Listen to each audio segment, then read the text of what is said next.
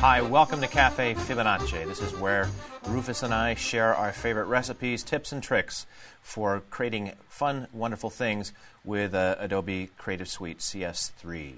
Yes, well, actually, Caffè Fibonacci. Rufus is an actual you have Italian, to learn that. so we'll hopefully be getting the hang of saying that. Would you say it for us one more time, please? Caffè Fibonacci. Okay, so soon that will be on the lips of everybody in the design world. So what are we going to do today? Well, today we're going to share, today's sort of like a buffet table of miscellaneous tips and tricks. I've got a couple of things to show with InDesign and Illustrator, and what are you going to show, Rufus? I'm showing some integration with Illustrator and Photoshop inside of InDesign, and show some cool tips to be very creative. Okay, well let's get started then right away with something fun with Illustrator and InDesign together. One of the nice things about Creative Suite is the integration between the different applications, and this is something that I use quite a bit. What I'm going to show you is just a way to create some interesting type effects, and it's leveraging a nice feature in Illustrator called Live Trace. If you haven't checked out Live Trace, you really should. It's a lot of fun. That's actually a feature from Illustrator CS2, right? I believe so. Yes. Yeah. But you can't emphasize it enough. The importance of it. Oh, I thought you meant emphasizing Illustrator CS2 enough. Oh, no. No, we're on Illustrator CS3 now. Absolutely. So let's emphasize that. Let's emphasize that. All right.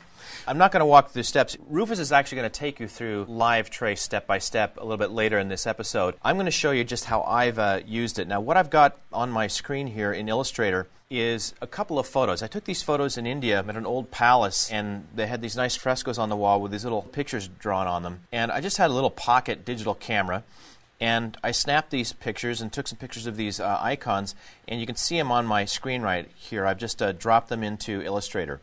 What I did is I cleaned them up in Photoshop a bit, but as you can see, they're still pretty low res. The great thing about Live Trace is you can capture great shapes, great objects with very low res source material. So if you can get it on a digital camera, it doesn't really matter how crappy the image is. Once you get it in Illustrator and use Live Trace to convert it into a vector object, it smooths it out, it's infinitely scalable, and you can use it in all kinds of clever ways. So what I did is I took these two images and used Live Trace on them and came up with these vector versions of the images. So then what I did is I copied and pasted them into InDesign.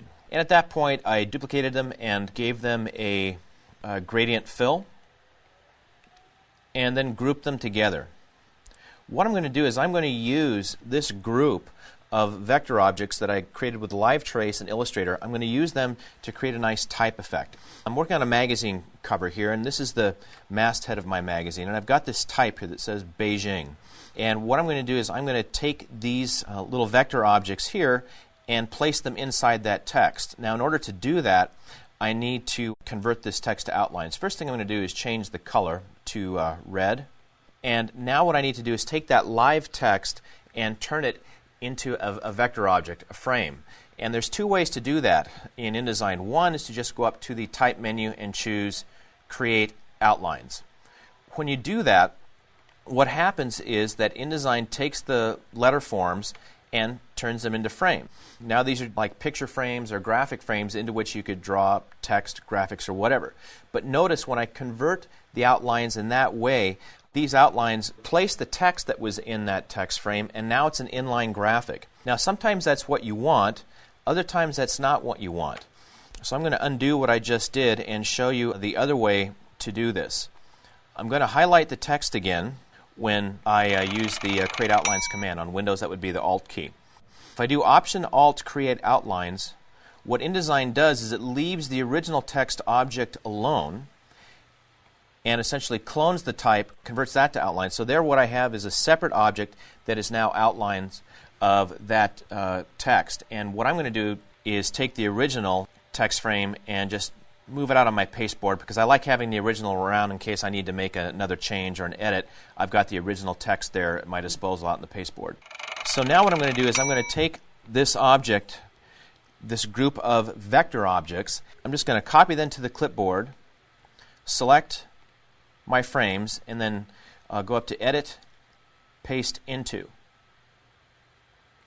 And as you can see, what that does is that takes those vector objects and drops them inside the text. One of the interesting little nuanced features in InDesign that not enough people use is that you can take objects in InDesign, framed objects, and nest them inside each other.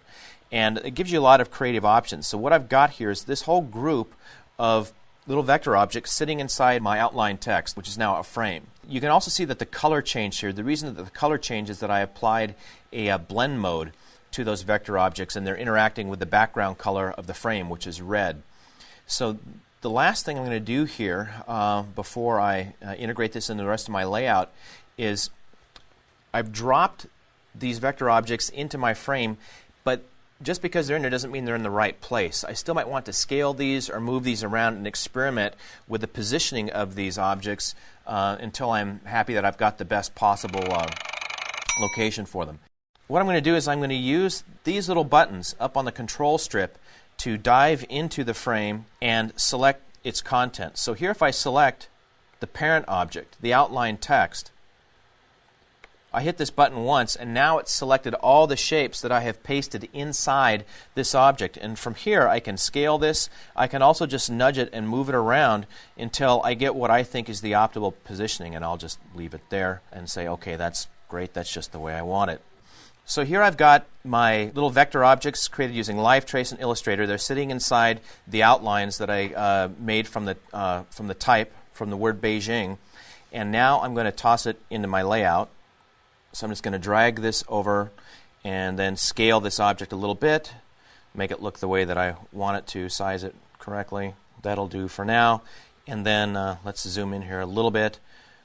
And the last thing I'm going to do is apply an object style to this frame. Now, an object style is just a way of formatting a frame and sometimes its contents with formatting properties. In this case, I'm going to use an object style to apply a couple of transparency effects. They're a drop shadow and a little bit of a bevel for this masthead on my magazine, like that. So that's just a quick little tip on how to leverage LiveTrace. A fun way to use LiveTrace along with type in InDesign. That's great because it makes it look really oriental. It looks like silk.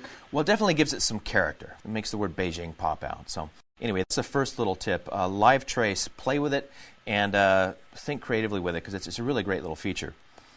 Got another tip here to show you.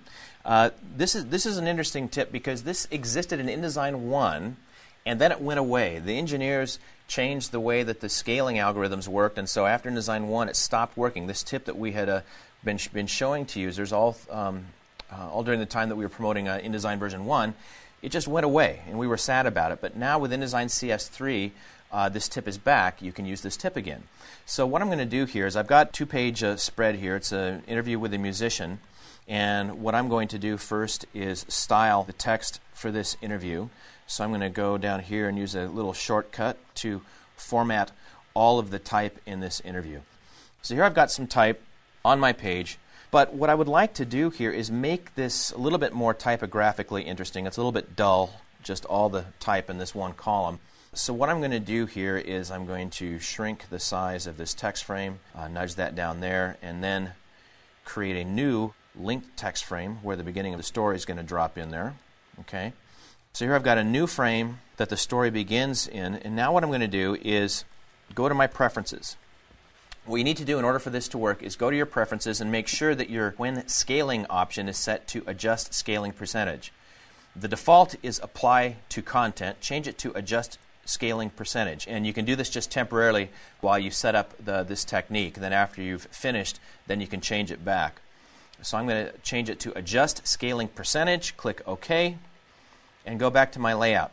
Once I've changed that percentage, now watch what I can do. If I hold down Command or Control Shift, I can scale this text frame, and watch what happens to the text inside. The text inside scales as well. So what I've got here is scaled text in this frame, but notice what happens. When this text flows into the next text frame, it scales back down to its normal size. The way to think of this tip is you're essentially creating a lens, like a magnifying glass, in which you can distort the text. And changing that preference and then scaling the frame enables you to do this. And I can even take this one step further here. Let's create another object over here on this other page. A little circle. And we'll flow the text into that circle as well. So now I've got a chunk of this text flowing in that circle. I will now scale that. Let's apply an object style to that as well.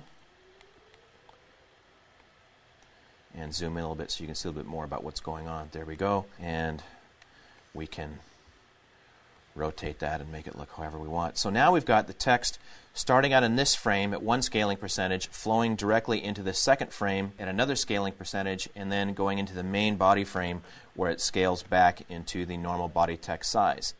So it's just an interesting tip. I could do all that manually. I could break the story up into separate text frames and scale things manually, but then I would lose the ability to edit the text and watch it reflow and automatically scale as it goes from frame to frame.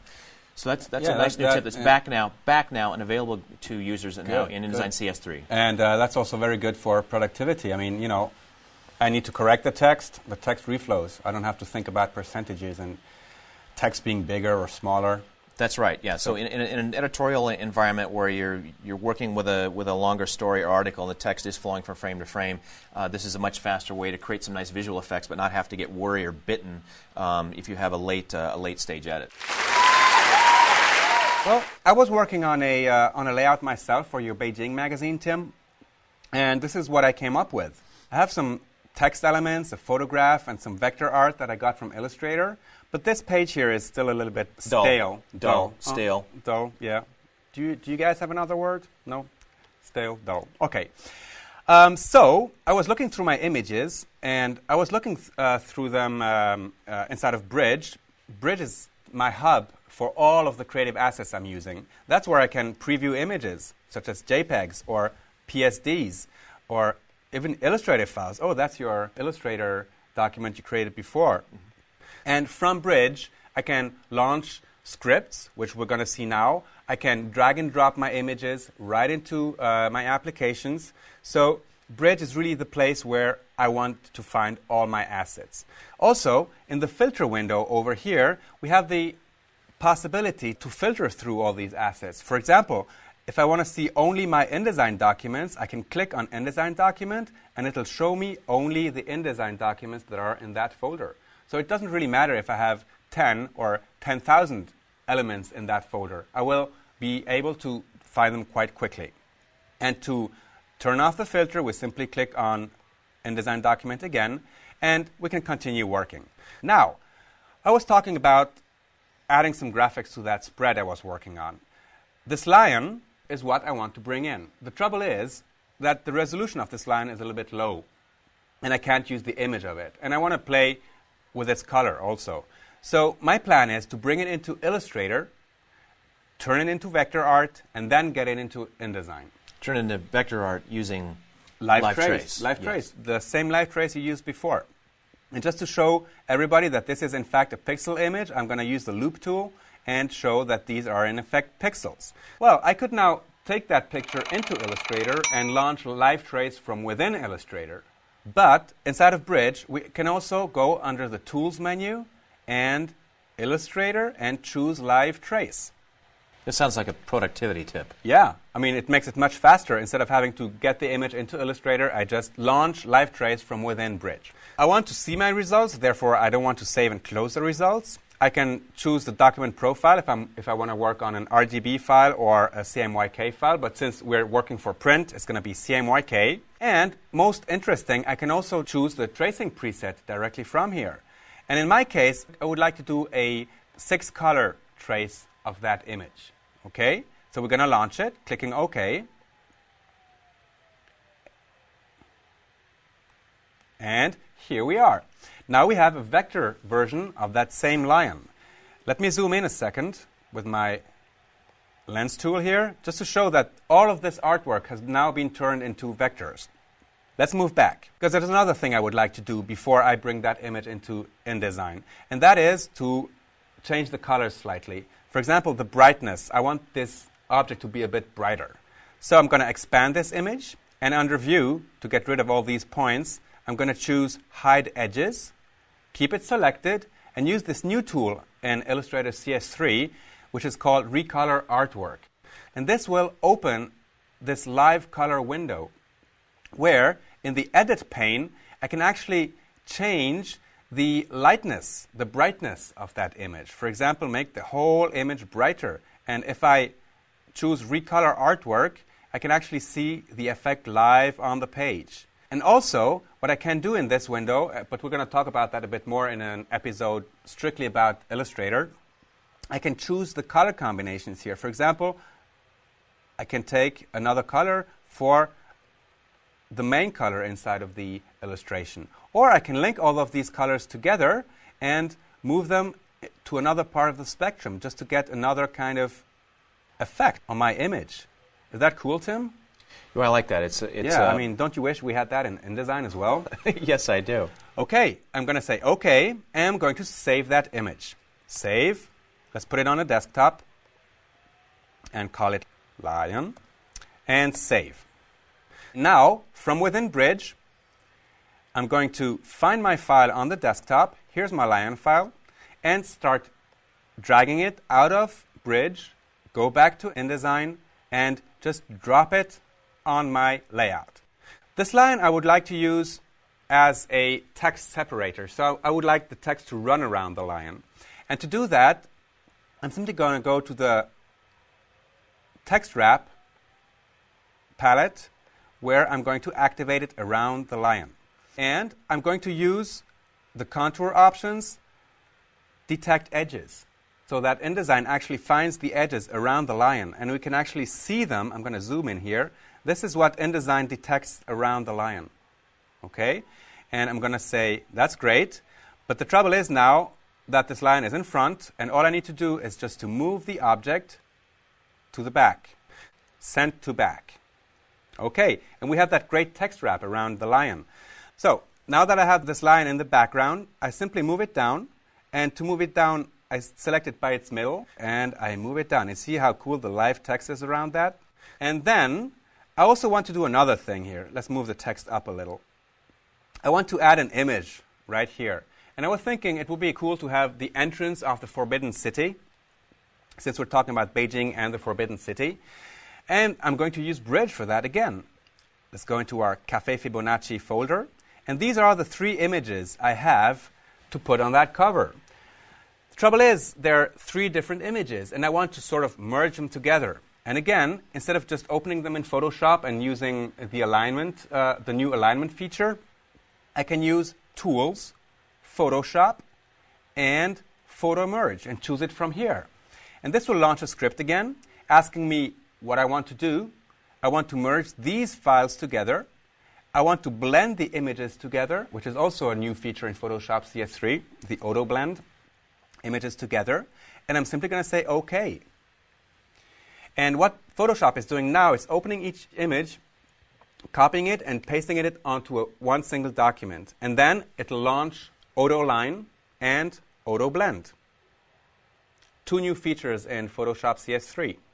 Now that I have my image, what I'm going to do is just merge these layers together, and I'm going to crop it.